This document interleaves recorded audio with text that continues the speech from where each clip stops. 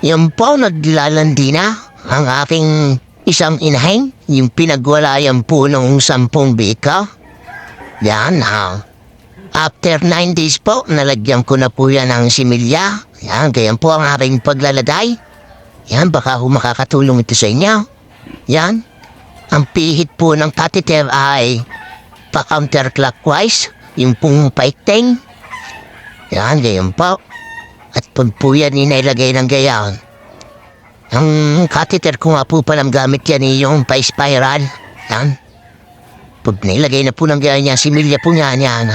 Yan po yung similya natin ilalagay. Yan po ginagayan po sa akin palad.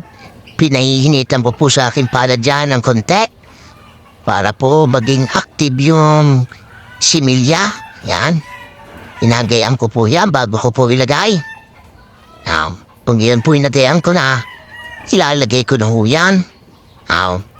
Yung, tutusok hula ng gayon sa may catheter. Tapos yan, inipipisil nila ako ng bagya. Yan, tinutuunan ko din ho yan sa may likaw daw. Ito niyo ha? Ayaw may ba?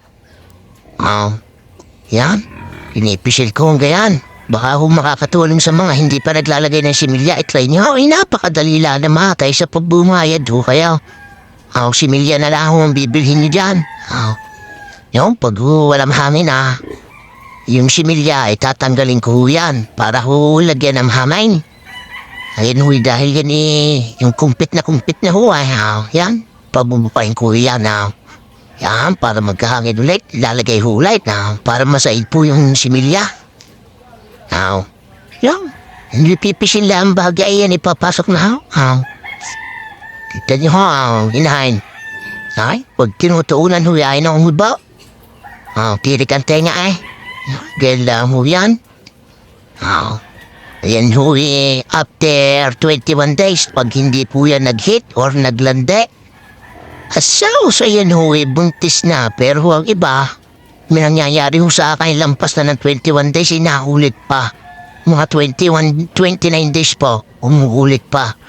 Kaya ho dapat mas maganda is your ball sa 42 days po. Yan yan hui, yan, okay na yan. Hindi ko na ho tinatanggal yung catheter na yan.